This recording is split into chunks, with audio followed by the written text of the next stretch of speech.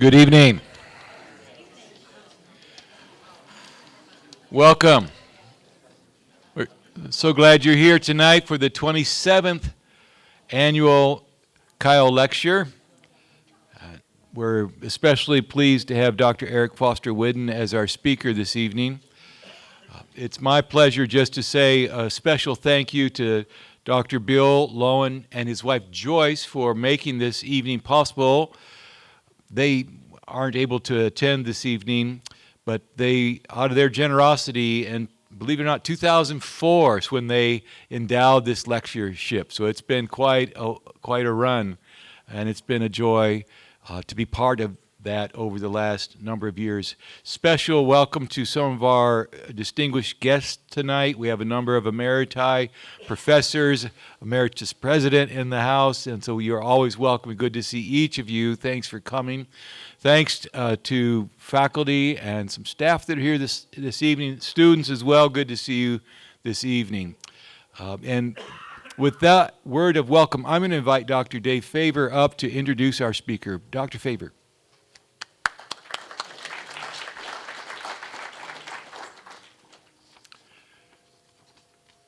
Dr. Eric Foster-Whidden is in his first year as Assistant Professor of Biblical Studies at Tabor College. He earned his Ph.D. in Divinity and Classics from the University of St. Andrews in Scotland, where his research explored the intersections of New Testament texts with ancient philosophical and narrative traditions. He also holds an M.Phil in Theology, Religion, and Philosophy of Religion from the University of Cambridge, and a Master of Divinity from Gordon Conwell Theological Seminary in Jacksonville, Florida. His research delves into the Gospel of John, ancient novels, and the philosophical dimensions of early Christian texts. And we'll be hearing about some of that tonight. He's the author of 2 books, Misplaced, Here, There, and The Journey Between, published by Resource Publications, an imprint of Wipfenstock, and a forthcoming book from Brill entitled John as Divine Romance, Reading the Fourth Gospel with the Ancient Novel.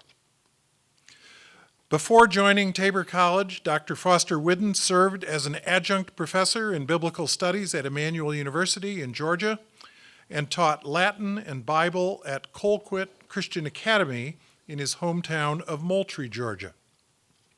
In addition, he has experience as a youth pastor and as an entrepreneurial small business owner. His pastoral experience includes associate roles in youth ministry, prayer, and shepherding at Heritage Church and Cool Springs Free Will Baptist Church in Georgia.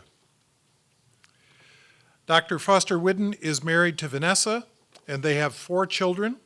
The oldest, Lexi, and their youngest, Karis, are joining us tonight. The 2 children in between, Zoe and Holton, attend Wheaton College.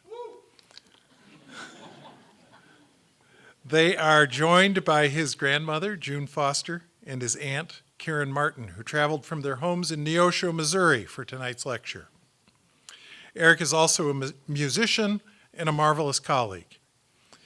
Join me in welcoming Dr. Eric Foster-Whidden.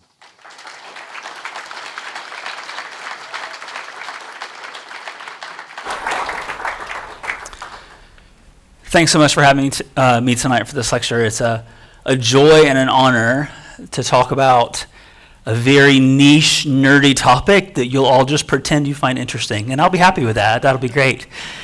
And so I hope that you've done your assigned discussions. We'll break into groups in just a minute, and we'll see what you come up with. No, I'm just kidding. But so tonight's lecture is entitled Following Jesus Out of Bounds, Cognition, Travel, and Boundary Crossing in John 4. And this is from a forthcoming chapter that I've written as part of an edited volume.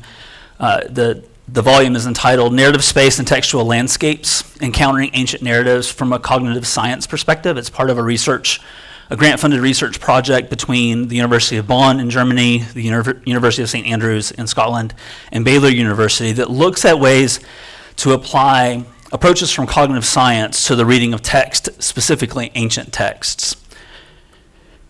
And this is kind of a new turn, a more recent turn in critical approaches to biblical studies. And so here's a list of the different types of critical approaches to biblical studies that have gained popularity in the modern era.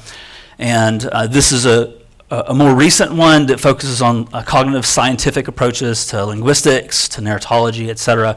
I'm going to talk about narratology tonight because tonight in this lecture we're going to think about stories. And we're going to think about thinking about stories. And specifically, we're going to think about thinking about stories that invite you to think about things. So, some stories and a whole lot of thinking. That's what we're up to tonight.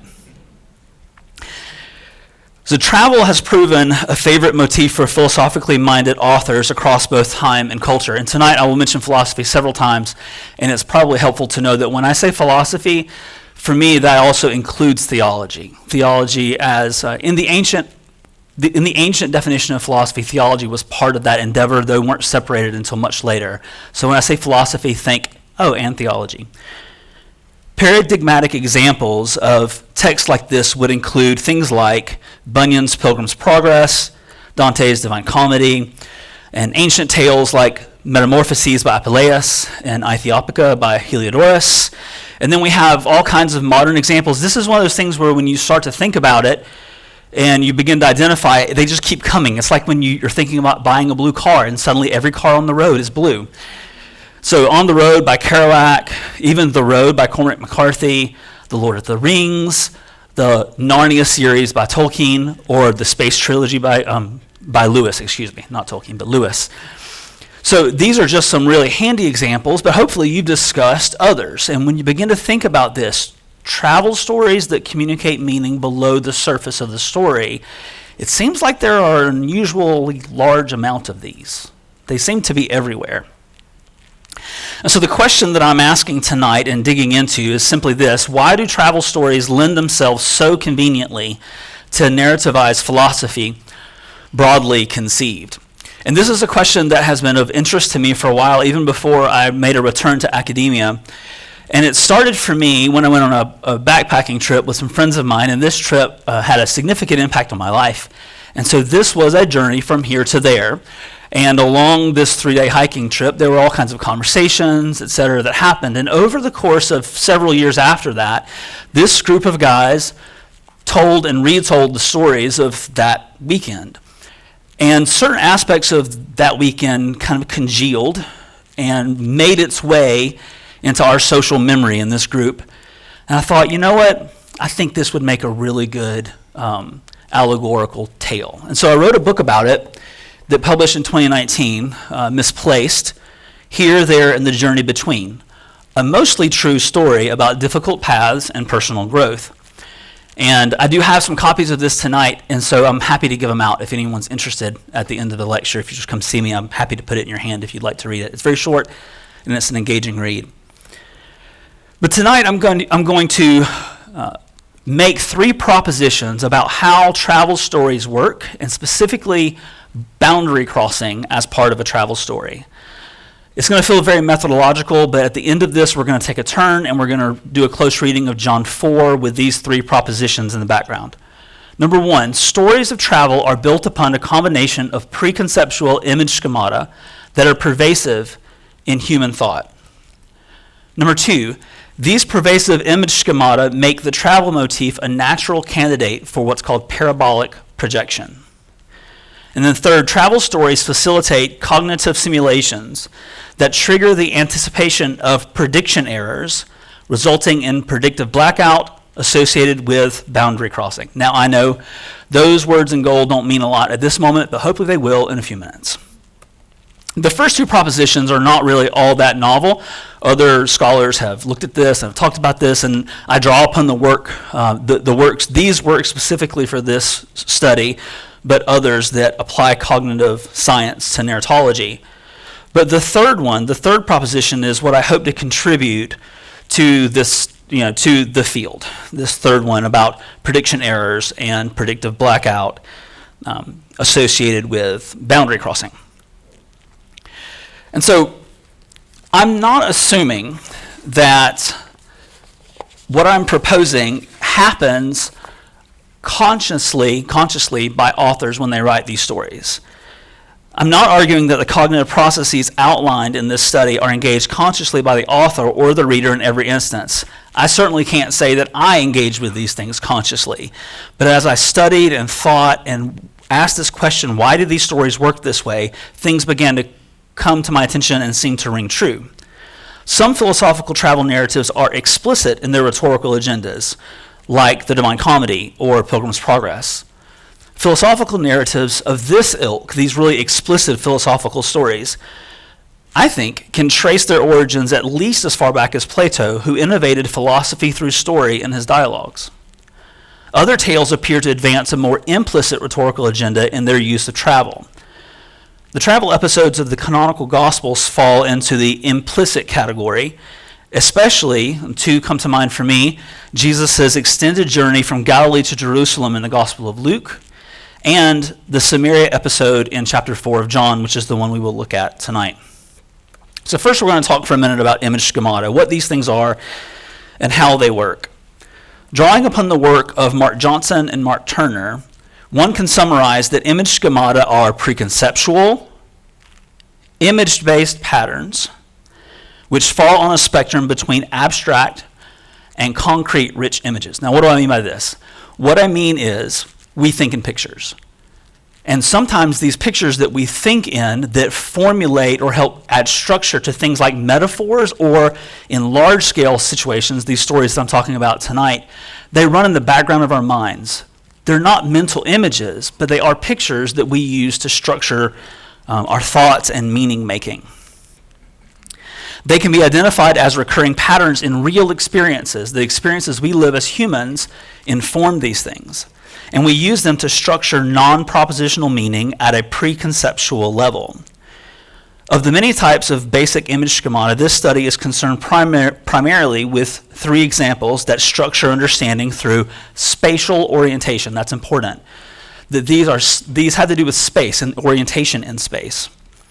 Namely, path, container, and center periphery. And I put these in all caps to remind us when we see them that we're talking about concepts. Okay, not a specific path, not a specific container, but the concept of these things. Such spatial orientation schemata are so pervasive and so constitutive of our ordinary experience that they are taken for granted and thus overlooked in standard accounts of meaning and understanding. So I'm going to unpack a few, these three, path, container, and center periphery, and then we'll begin to apply them and move through the rest of the steps. So path is pretty straightforward. This image schemata, this way that we think in a picture, has three main components. There's a point A, which would be a source point, a point B, which is a terminal point, and then a force vector between them. So a place of origin, a destination, and movement between them. And there are other schemata that are related to this. From to is a schema that is related to this, motion along a path, or source, path, goal. We can think of the prepositions from and to as helping us understand this, and we use this in language all the time. Like if I were to say, I'm going to walk from the Heritage Lobby to the cafeteria, that's a path schema. I'm using a path schema to explain what I'm doing, but that's real straightforward, right? However, you can also use it in non-physical ways to say, for instance, if a student were to say, I'm going on to a job in whatever after graduation. That's also using a path schema because the point of origin is enrollment in college, the destination is a job, and there's a movement that happens between them. The next one is the container schema. The container schema also has essentially three components. There's an interior space, an exterior space, and a boundary that distinguishes between the two of these. Related schemata would include inner-outer, subject-object, center-periphery, near-far, self-other. And so again, prepositions that would help us understand this would be like, for instance, in or out. So it's about boundaries, it's about what's inside a boundary, what's outside of a boundary. And then the third one is center periphery. Now, center periphery is closely related to container. It's kind of a variation on container. But the difference here, we still have interior and exterior. We still have a boundary. But the difference here is we now have the addition of a center point. So there's something that locates the center of this schema. And there's also a peripheral area.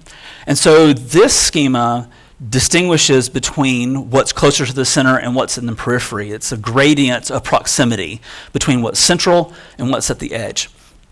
And this often gets used in ways to explain things like, for instance, if we say that's really central to your argument, well, that means that it's important. There's usually a value applied to what's at the center and what's at the periphery. Center-periphery is also very much about perception. So the things that are at the center of whatever this space is, they loom large in our field of vision, and things that are at the periphery are smaller. We can see them, but they're way out there.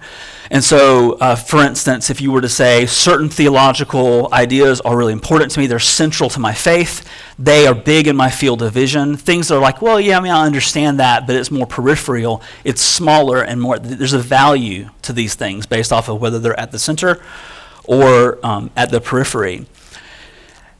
And again, the perception language around center-periphery feels almost automatic, and we use it without thinking about it. It's why you can make the statement, I see the man, and you can say, I see what you mean. And they mean two very different things, but the word see is the same between them. It's about perception, and it's about cognition, and we use this kind of language and these kinds of concepts almost automatically.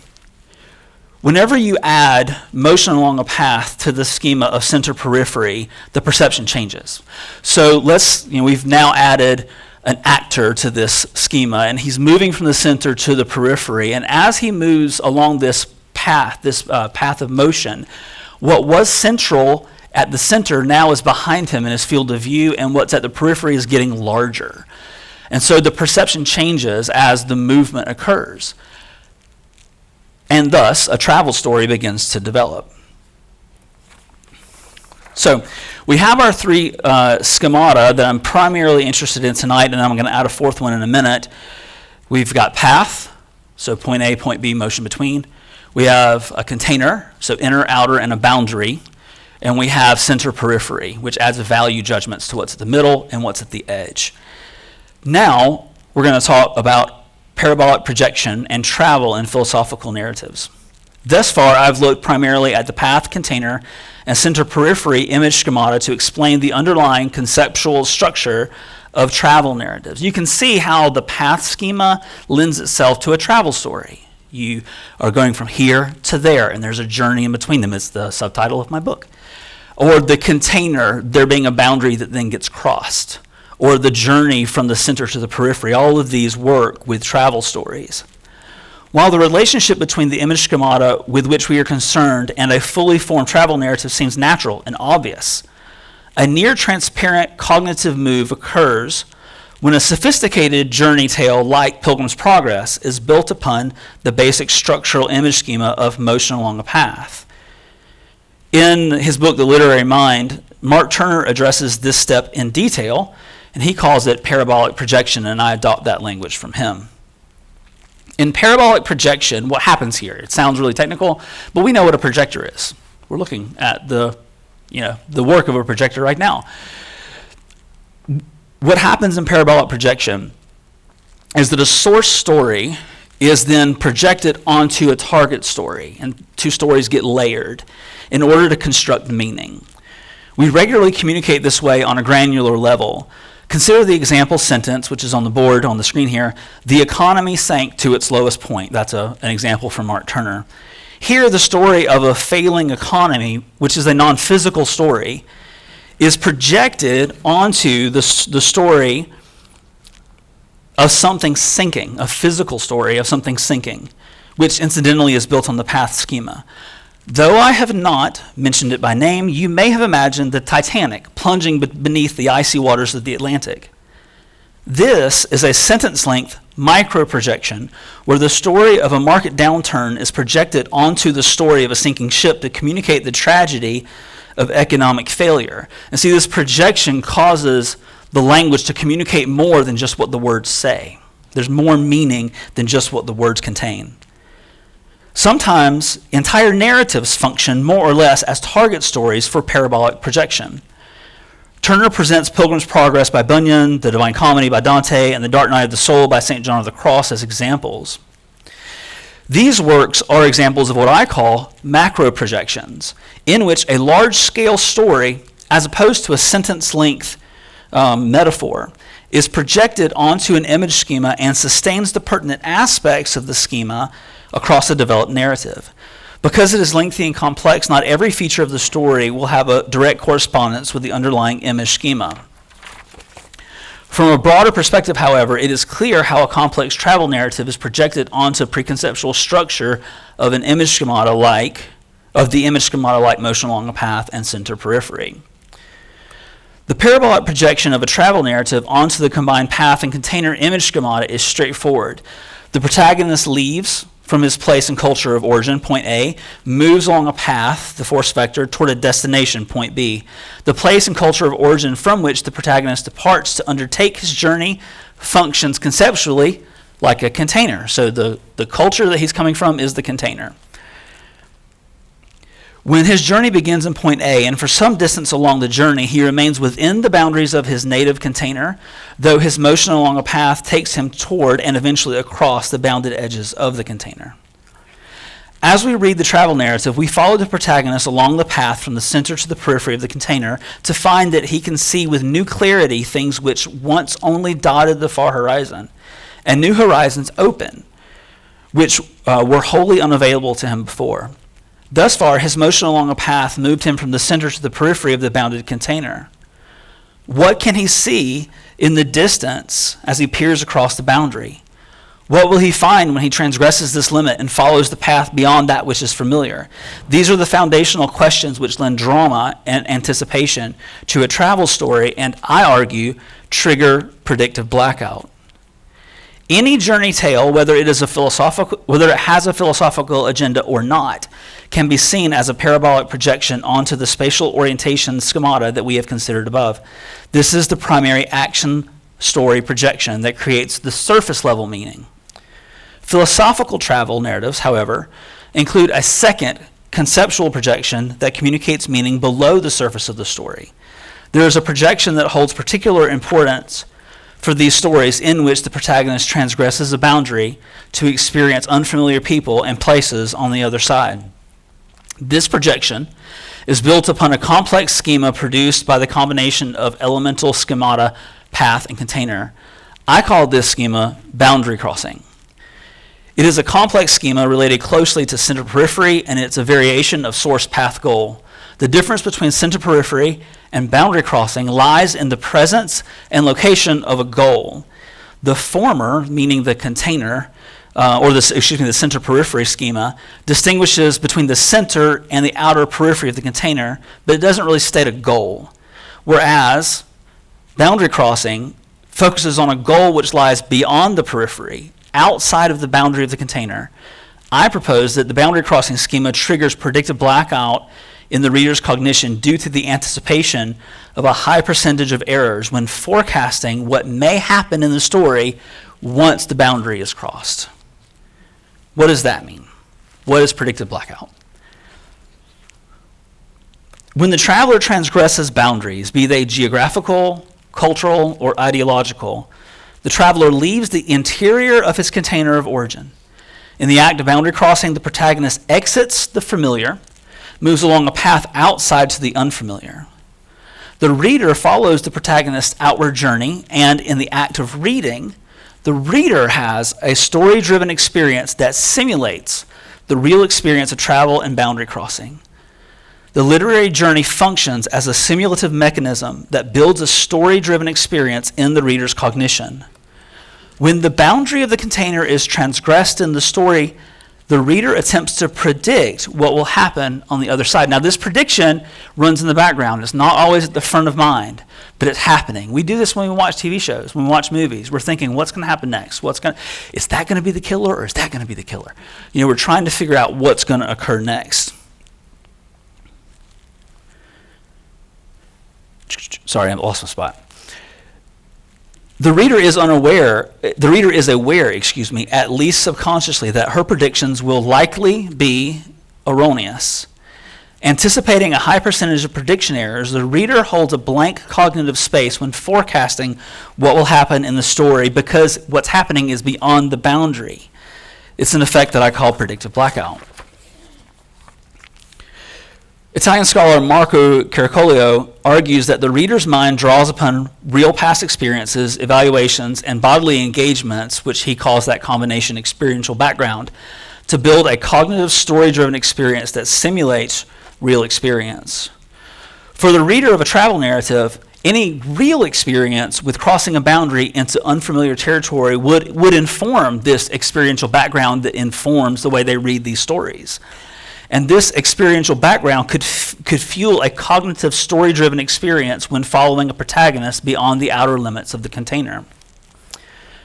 Because of the reader's experience with or exposure to real travel, she is certain that the protagonist will encounter any combination of unusual, unforeseen things in the unfamiliar territory because it's across the border, across the boundary. Predictive blackout is a cognitive reaction provoked by experience. The reader has a preconceptual awareness of what it feels like to cross boundaries and attempt to predict what lies beyond them.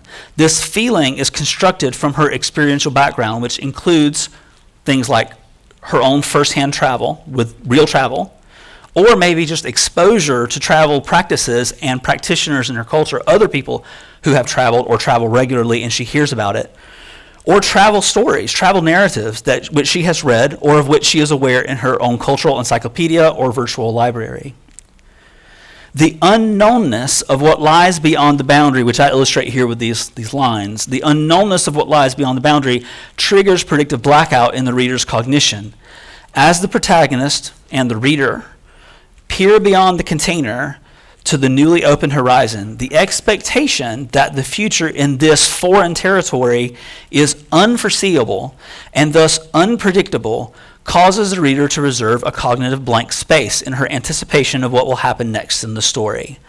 What will the protagonist encounter when he transgresses the boundary and leaves what is familiar? Neither he nor the reader really knows, because what is beyond the boundary is so entirely other that it cannot be accurately predicted. Prediction errors are not only an aspect of predictive processing when we read, but it's also part of our real-world experience. Our minds are occupied, those of us in this room, our minds are occupied in nearly every moment of every day thinking about what will happen next, maybe more so for students facing graduation, and making adjustments when our predictions are incorrect. So we anticipate, we predict, but then when those predictions are false, we make adjustments. A person thinking about what will happen next in a foreign location finds that the anticipation of errors in such predictions is significantly magnified. When one anticipates that her imagining of life beyond the boundary is fraught with a high percentage of predictive errors, the inability to construct a reliable set of predictions motivates the imaginer to reserve this blank cognitive space to accommodate the expectation that anything could happen and most predictions will prove erroneous. Anyone who is left home to experience an unknown place and culture knows that the mind makes many errors when predicting what life will be like across the boundary. The bulk of our predictions about what it will be like there often prove faulty or altogether false. When a prediction is proven erroneous, whether in reading or in real life, the mind automatically begins to produce a new set of predictions, adjusting according to the most recent data that the reading or real life experience has provided. Thus, prediction errors are not only related to the reading process, but are an aspect of real-world travel in which the reader would, with which the reader would be familiar, if not personally, then conceptually. The anticipation of prediction errors across the boundary in real travel is imported into the narrative travel as part of a simulated experience and creates an environment, this is important, this anticipation of errors, this predictive blackout with what's going to happen across the boundary, when a person essentially lifts the expectation that they can accurately predict what happens there, it creates a space where new ideas can be introduced. What does this have to do with Jesus? How does this apply to Jesus and to John 4? I'll be very straightforward and just say the reason these things are of interest to me is because I love stories. I love biblical stories. I I love Jesus. I love thinking about the way these things work and how they engage us. And I just want to read it better. I always want to read it better. And so I'm looking for different ways that I can see new things in the text. What does this have to do with Jesus? We now turn to consider the boundary crossing and how boundary crossing and predictive blackout may help us understand the philosophical utility of travel in this Samaria episode in chapter 4 of the Gospel of John. We can map Jesus' journey onto path, container, center periphery, and boundary crossing schemata. First, we must determine whether or not it is valid to consider the Gospel of John a travel story. It's often noted that Jesus travels more frequently in the Gospel of John than in Mark, Matthew, or Luke, on account of his repeated trips back and forth to Jerusalem for Jewish pilgrimage festivals. Now, if you've noticed that, Jesus is in Jerusalem and John a lot more than he is in the other Gospels. He moves back and forth between Galilee and Jerusalem a lot in the Gospel of John. While this is important for our study, especially when considering experiential backgrounds of early readers, it's really not the most interesting or the most important type of travel at play in the Gospel of John. What is the most important travel arc in the Gospel of John is actually not geographical. The Gospel of John opens with Jesus as the pre-incarnate Logos. It says that he's come from the Father. We see the events of the Gospel of John, and Jesus is constantly talking about going back to the Father. So we have a vertical travel story happening in the Gospel of John. That's the most important travel there. However, the travel story in John 4 is also really interesting and works well with what we're talking about tonight. Jesus also transgresses a geographical and a cultural boundary in John 4 when he goes to Samaria on the way from Jerusalem to Galilee. It is with this instance of travel in John that we are concerned. The travel of Jesus to Samaria projects onto the center periphery and boundary crossing schemata in a straightforward manner. He undergoes motion along a path that takes him outside of the container of his familiar place and culture, which would be especially Jerusalem and Judea, across a boundary into unfamiliar territory where he engages with foreign people. The mapping of a geographical travel story onto the structures of the aforementioned image schemata is the primary surface-level parabolic projection at work in this narrative. The Samaria episode also has a secondary projection in which a subtextual philosophical agenda utilizes the structures of center periphery and boundary crossing schemata as mechanisms to introduce new ideas to the reader, which would have been, for the original readers, would have been heterodoxical and generally out of bounds within Jesus's and the reader's familiar cultural and cognitive container of first century authorized Judaism. So what are these new ideas? Why are they so out of bounds in John 4? This is part of the payoff, I think, of applying this to John 4 as it draws attention to this and how significant this is. After cleansing the temple in John 2 and dialoguing with Nicodemus in John 3 in Jerusalem, both of those occur in Jerusalem, John 4 puts Jesus in motion along a path from the southern region of Judea to the northern region of Galilee. So this is a map of Israel, first century Israel, and I've kind of graded out to focus on those so you can really see the schema there. But we've got Judea, Jerusalem at the bottom here.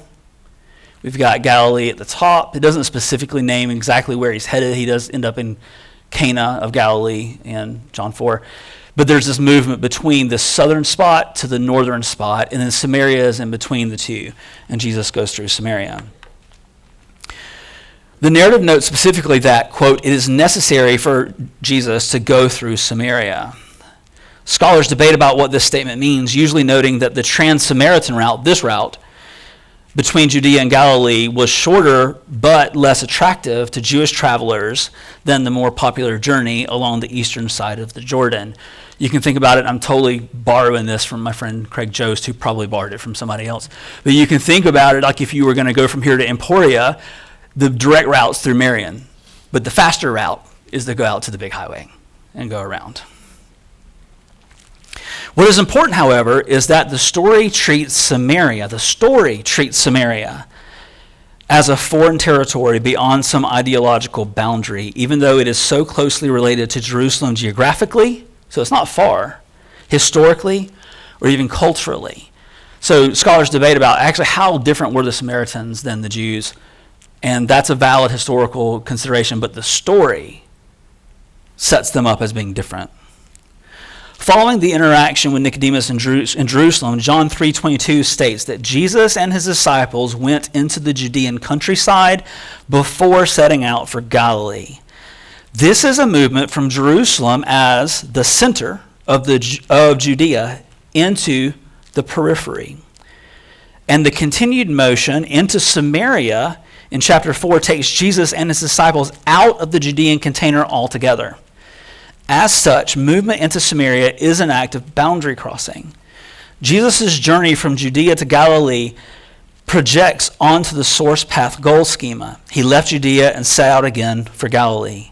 The two verbs that are in the Greek verbs that are in this verse have prepositional prefixes. They have prepositions at the front of them, which indicates this motion. And it frames the directionality of the schema. Judea is the source from which Jesus leaves, and Galilee is the goal for which he sets out. Samaria functions as an intermediate space in the path between source and goal. This is reflected in the infinitive, the erikasthi in 4:4, that also has a preposition at the beginning, which also bears a prepositional prefix. One can think of the source and goal territories as containers on either end of the path. Jesus' geographical movements here project parabolically onto the image schemata in ways that are typical for travel narratives. Point of origin, destination, movement in between. And they use preposition prefix verbs to draw attention to the structuring function of this primary projection in John 3 and 4 as a philosophical narrative. John also applies a secondary projection to Jesus' movements that communicates meaning beneath the story's surface. So what do we notice in John 4 when we read it with the image schemata, with parabolic projection, and with boundary crossing in mind? The official form of Second Temple Judaism is anchored. It's anchored in the architectural and socio-anthropological religious structures that are right at the center of the Judean container. That would be the temple, and that would be the establishment of Jewish religious authorities, all the different groups that you may be familiar with. And resistance to any unapproved form of the worship of Yahweh, which I call Yahwism. That would include Samaritan Yahwism, the way that the guys in Samaria worship Yahweh, or even what becomes Christianity, which largely comes out of Galilee. Opposition to these unofficial forms of Yahwism comes from the Judean container and the center there. According to all four canonical Gospels, the Galilee container holds a generally, the one at the top, holds a generally more hospitable response to Jesus' ministry, as does Samaria. The dichotomy between the receptions of Jesus in Jerusalem, at the bottom, Galilee at the top, can be seen in the narrative structures of the Synoptic Gospels, which divide the Synoptics, Mark, Matthew, and Luke, divide their stories between what happens in Galilee and what happens in Jerusalem. And can be seen in... And they just have one trip between these two containers. The synoptic Jesus certainly moves around a bit in each of the containers, but the main motion along a path is from north to south in Mark, Matthew, and Luke. Reading Jesus' movements in John 3 and 4 in comparison with his travel in the synoptics yields interesting observations. His receptions in Galilee and Jerusalem are similar in John and the synoptics, thus these containers generally present or represent acceptance or resistance to Jesus and his ministry. Jesus travels early and more often to Jerusalem in John, which gives Jesus more exposure to the religious elite in Jerusalem and allows opposition to build incrementally in the story throughout the narrative. Before his trip through Samaria, John has already moved Jesus from Judea, assuming that's where John the Baptist is doing his thing, to Galilee, to Cana and Capernaum in the first half of chapter 2, back to Jerusalem, beginning with the temple cleansing, and then now he's on the move again. In John, the Judea container represents resistance to Jesus, but also Jesus' judgment on the religious infrastructure and its insiders there, as indicated by the early location of the temple cleansing episode. This judgment of the Judean insiders becomes even more apparent when reading the Judea and Samaria cycles of chapter 3 and 4 in comparison. Scholars often note an apparent twinning of Jesus' dialogues with Nicodemus in Jerusalem and the Samaritan woman in Sychar in Samaria. More importantly for our study, Jesus' reception by the insiders in the Judean container is negative and puts him in motion from the Jerusalem center to the periphery of the Judean countryside. After his boundary crossing into Samaria and his dialogue with the woman, he is enthusiastically received by the villagers of Sychar and asked to halt his northward motion along the path and stay in the Samaria container for 2 days. You may remember that the woman leaves the well. She goes and tells the villagers what happened. He's told me everything I've ever done. And they ask him to stay, and he does. So they receive him enthusiastically. When he finally reaches his Galilean goal, he is received enthusiastically there as well. Quote, "So when he came into Galilee, the Galileans welcomed him because they had seen all the things which he did in Jerusalem at the festival, for they also went to the festival." At the risk of muddying the image schematic waters, one could say that the secondary parabolic projections in chapters 3 and 4 project Second Temple Judaism and its constituents onto the schema of container. The religious authorities in Jerusalem are insiders at the center. The Galileans are also insiders, but they're at the conceptual periphery of what's approved Yahwism. And the Samaritans are outsiders altogether, who lie beyond the boundary of the container. Jesus is opposed to the official form of Judaism at the center, has movement along a path toward the periphery and of the Judean countryside, and that movement represents judgment on the center. After his boundary crossing into the intermediate region of Samaria, Jesus reveals his messianic identity to the woman, stops his motion to linger with the villagers, thus affirming the outsider and inviting them into a new form of Yahwism that is different. This new form of Judaism, or Yahwism more precisely, is different from both the official Judaism at the center and the Samaritan Yahwism beyond the boundaries, different than both of these. The enthusiastic reception of the Galileans represents the insiders at the periphery of the official Judaism from whom this new form of Yahwism, which we know today as Christianity, will emerge. As is often argued, Samaritan Yahwism may have been closer to the center of Second Temple Judaism than the Sychar episode portrays. Maybe the Samaritans historically weren't that different from the Jews. But the story uses the woman's dialogue with Jesus to establish a clear distinction between them. Historical nuances aside, Samaria functions as an ideologically unfamiliar territory in the story world of John 4. In John 4, Samaria is across the boundary. In John 4, Samaria is a foreign place. The most compelling evidence for Samaria as a cross-boundary, unfamiliar space comes not from historical accounts of Jewish-Samaritan relations, but actually from a literary approach to biblical studies. When the Johannine Jesus arrives at a well in a foreign land and meets a woman there, John is using a common betrothal type scene from Hebrew literature in which a male protagonist leaves home and meets his bride at a well in another land. That may sound familiar. We've seen that a couple times in the Old Testament. Biblical scholar Robert Alter describes the basic characteristics of such a scene. This is how he describes it. Just a few lines. The betrothal type scene must take place with the future bridegroom or his surrogate having journeyed to a foreign land. There he encounters a girl, or maybe multiple girls, at a well. Someone, either the man or the girl, then draws water from the well. Afterward, the girl or girls rush to bring home the news of the stranger's arrival. The verbs hurry and run are given recurrent emphasis at this junction in the type scene.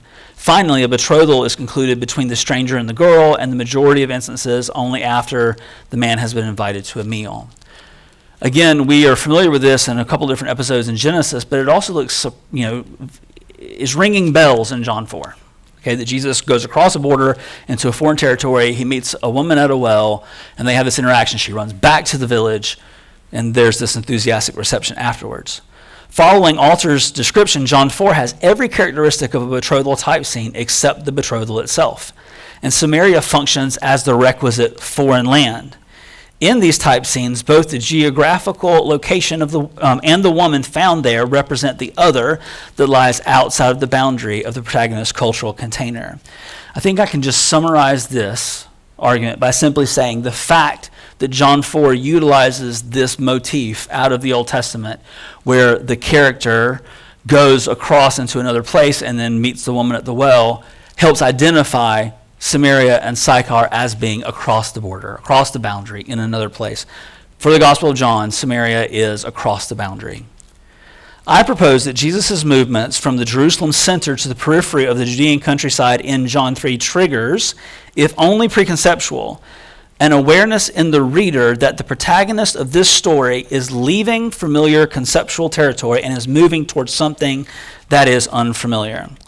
When Jesus departs from Judea en route to Galilee and the reader learns that it is necessary for him to go through Samaria, a geographical and cultural boundary is transgressed that causes her to anticipate prediction errors in the cross-boundary episodes.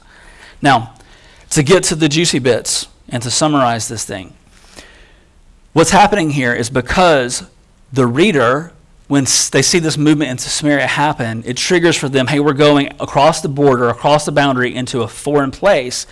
There's this suspension, this idea that there's no telling what could happen. All bets are off across the border.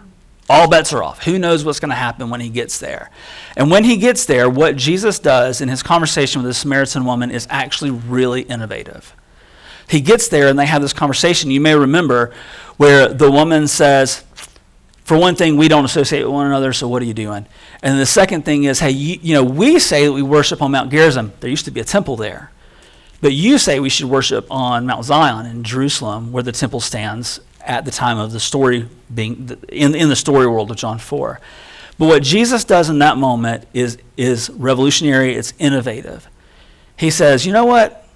It's really not about that mountain or that mountain. It's not about that temple structure or that temple structure. And that's weird in the ancient world. In the ancient religious world, whether we're talking the Jewish world or the Greco-Roman world, worship happens, it's hinged completely to places and architecture. But Jesus says it's not about a place and it's not about a building. The Father is seeking out those who worship in spirit and in truth. And in this space, beyond the boundary, beyond the border, outside of the container of official Judaism around Jerusalem, in this other space, the evangelist is able to front Jesus' words in a way that challenges what's normal for Judaism, what's normal for Samaritanism, and what's normal in the ancient world. It's a whole new kind of idea. And it's there when the reader follows him across the border that they're able to entertain that idea, because all bets are off across the border. Who knows what's going to happen there? I'm going to skip through some stuff because I've gotten behind here. But this movement is a movement toward pneumatic, meaning spiritual and unbounded worship. So why do travel stories lend themselves so conveniently to narrativized philosophy? It's because they draw upon the ways that we make meaning with stories, the way we make meaning with spatial understanding, spatial images. Because they move across a boundary, across a border, and across that border, all kinds of unusual things can and will happen. When the reader walks with Jesus along his northern route out of Judea, the reader expects that Jesus will encounter unusual places, people, and ideas beyond the periphery. The unpredictability of this cross-boundary encounter allows the evangelist to introduce new ideas to the reader that would normally have been out of bounds. Thank you. As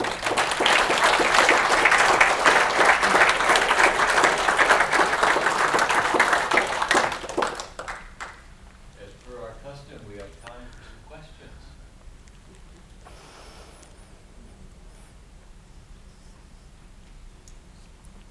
Yes? Do you have an example of a macro projection? Like a physical example? I have, as myself was thinking about your definition. Mm-hmm. Yeah, I primarily think of these when it comes to literature. And so a macro projection would be an idea, for instance, like the story Pilgrim's Progress, where every step along the way is it's an allegory and it's supposed to communicate some sort of religious or philosophical idea, but it's something that's sustained over the entire story. It's bigger than just like a metaphorical sentence kind of thing. So the idea of a macro projection is it's over a larger story. Thank you. Yes, sir. When you're using the center periphery and the center in that, is it conceivable that the center would move with you, if that's your center? Is it conceivable that the center would move with you, you take with you even your culture and stuff, even as you would cross that boundary? Would that impact anything about what you're studying? Yeah, so the question is, because the center represents like your closest values, like the things that identify you or whatever, and do those move with you as the protagonist moves or as the person moves toward the periphery? We would hope so. We would hope so. But of course the movement, and we know this from our personal experiences when we travel outside of our home and place of culture, that those experiences at and beyond the periphery do impact us in certain ways, hopefully in good ways. But yeah, I think that would work. It could work. Yes, sir. So that made me think of something. Would a center moving with you be more like a conquest story? I don't know, and that's just a random, but like you're going out and you're taking yours and controlling the other. Right. The other is being destroyed instead of transforming where you. Yeah, I'm with you. I'm following where you guys are going with this, which is really interesting because in a lot of stories, like for instance, I keep using Pilgrim's Progress, but it's just the one at the front of my mind. There are lots of examples. That's a story about someone's personal transformation. This book is about personal transformation, where the person is changed through the process of the journey. I think what you're getting at is especially true of reading scriptural stories of Jesus, especially stories of Jesus through this lens. Because what's interesting there is Jesus is the one that moves across the boundary, but he's not the one that changes. What he takes with him across the boundary actually changes the people he encounters there, which is kind of an inversion of what we would normally expect to encounter in these types of stories, where the protagonist is changed. Actually, here the protagonist is the catalyst for change. Yeah, that's good. Yes? Is that the difference between, your model there with boundary, periphery, and crossing? I'm thinking about Joseph Campbell and the monomyth, the departure, initiation, return, which I think provides a different model of the change of Right. He returns home changed in sort of Yeah. person in certain ways. Which is that obviously is a huge motif that's related, for sure. I'm not really treating so much the return aspect of it necessarily in what I'm working at right here, because I'm mainly focused on what happens when the boundary is transgressed, what happens across the boundary, but they're certainly related. Yeah. Other questions? Yes. Allowed to ask a second? Go for it. So make sure I'm understanding you correctly, is this an interpretive model that you're developing, an interpretive model of Scripture? Yeah. It's not, I would not go as far as to say this is an interpretive model that's specific to Scripture.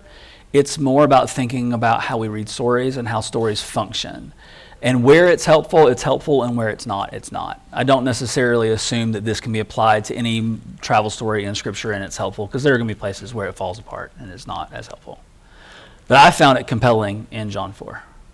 Yes, sir. So the authors that you mentioned, C.S. Lewis and even John, Yeah. wouldn't you believe that they have manipulated the narrative for the outcome that they see? Can you unpack that a little bit more for me so I know how to respond? So when you read like The Lord of the Rings, or you read, the author, the really good author, right, has the ability to manipulate the narrative of the reader Yeah. to influence what the reader projects. Okay, yeah. Yeah, certainly. This gets a little tricky when you start to work with literary approaches to Scripture and how you handle that deal. Yeah. But the story, when you read through the gospel, right, the story, Yeah. it depends on how you view it. That's right. And that's part of the reason why I said earlier that what I appreciate about, or what I find interesting about reading through different lenses, is the way it draws my attention to different aspects of the story that I may not have noticed before. Like, for instance, before I did this study, I never paid a whole lot of attention to that stop in the Galilean countryside on the way out from Jerusalem through Samaria. It was always, in my mind, Jerusalem, Samaria, Galilee. But out in the Judean countryside, there's something there that's at the periphery that it draws my attention to something. Or also the strangeness of this idea that Jesus introduces across the border in Samaria. But as far as the author manipulating the story, I mean, that's an easy yes for something like the Chronicles of Narnia series, right? Of course. But what about Scripture? Well, when we talk about the stories of Jesus in the Gospels. And the thing about that, one of the things that I really do feel like is a gift from the Lord that I personally experienced before I started this study is the fact that I wrote this book before I started doing this. Because when I say it's a mostly true story, it is overwhelmingly true. The things in like 85% of what's in this book actually happened in 3 days. But what happened was we told the stories over and over and over again, and certain things were magnified in our memories and other things were minimized. And when it came time to put it in the book, I took the bits and pieces that are true and put them in a certain order because I'm manipulating the story, because I want to make sure that you as the reader hear and feel and experience the same things that impacted me in that story. And it's more effective in this order than it would be if it were in the actual historical chronological order of when this conversation happened or when that conversation happened. And sometimes people get a little bit bent out of shape when they start to think about these things when they compare Mark, Matthew, Luke, and John. And sometimes we'll even say, oh, John's clearly not historical because there's so much in John that's not in the others. All 4 of them are highly crafted literature that the evangelists, their thumbprint is on there because God uses people to do his work. And he tells the stories, they tell the stories to emphasize certain things for certain reasons. And we can trust it, and it's authoritative, and it's inspired. I guess I would view it more of like a family circus cartoon where the dotted line goes like this. Yeah. Not necessarily like this. Yeah, sure. Yeah. Very good. Yeah, Sam? Your last response almost be like similar to how like in Jeremiah the people that put those writings together, it's not necessarily chronological. Yeah, for sure. And they're organized different ways for different reasons depending on the text that you're talking about. Yeah. Other questions? Yes, sir. So you talked about prediction blackout, is that right? Yeah, predictive blackout. Right. And so I wonder is there a degree of that makes a story more interesting or less interesting? Like if it's too small, like maybe it's a Hallmark movie and you know exactly. There's not a lot of predictive blackout there, is there? Right, you know. And I wonder in John 4, did it hit that sweet spot?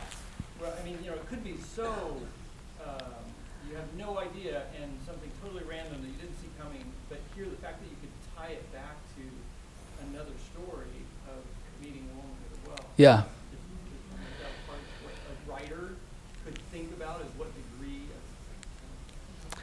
I think so, and I don't necessarily know. I don't know that I want to say, for instance, that the evangelist was thinking, oh, if I put Jesus in Samaria, then he can talk about this thing. I think he talked about that thing in Samaria and he told the story. But I think that for the reader, how the reader engages travel and boundary crossing makes them go, something interesting could happen there, and something interesting did happen there. And certain, there's certainly different degrees of predictive blackout. Like, for instance, I'll give an example from personal history. When I moved to the UK for my graduate studies, I don't know what I thought I'd find there, but I was shocked when I walked into a store and heard country music playing over the loudspeaker. Like, my predictive blackout was like, they're not going to know our music. They're not going to listen to American country music or whatever. And so I was shocked when I found that it was so similar to where I came from, but it was significantly different in certain ways as well. And so there's a lot of adjustment and getting used to things because I had suspended this, I had this anticipation that I'm probably not going to know what it's going to be like. And that was largely right. There were a lot of things different there. When I moved from Scotland to Hillsborough, Kansas, there was still some predictive blackout. I wasn't entirely sure what was going to happen when I got here, but to a lesser degree, because I had grown up in a rural area. I had grown up, in a place that was similar to Hillsborough in certain ways, but it's in the Southeast. It's not in the Midwest. So there was an expectation. Some things would be different, but not as drastically different. So the degrees were certainly different in that situation. And I think an author may potentially draw on that. Whether it's conscious, I don't know. Yes? I was going to say that Samaritan woman story, it's always so interesting to me how the disciples are kind of like, no, don't Yeah. do this. It's almost like they're putting themselves in, whether that's done by construction or whatever, of the reader who looks at that, oh, no. Yeah.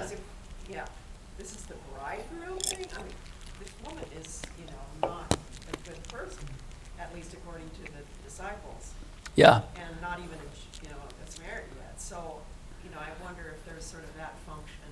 Yeah. If that's really played up quite a bit, where the disciples just keep going, Yeah. do this. And that's where knowing your scripture, knowing these different stories in the canon is helpful, and understanding how they relate to one another is helpful, because in that, you see that when they come back and say, hey, we know this scene. What are you up to? What is this about? And so that's really powerful. And the inversion of that scene is really powerful. It does something different. I hear the bells, and and my job is to wrap us up. And so I want to thank Eric once more. In fact, let's thank him.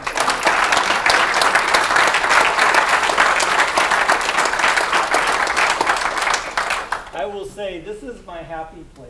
I have been surprised how much I have so much enjoyed these kind of lectures and coming and hearing from different disciplines and hearing amongst our own people. I don't get to go to class anymore, but this is an opportunity we have to come and hear some of the things they're working on, and it's been a delight. And it is such a joy to have Dr. Eric Foster-Whidden here joining us at Tabor this year. I'm so glad you chose us, and that we chose you. And it goes both ways. And Thank you for that. It's such a joy to have you here, and we look forward to many, many years ahead of this. So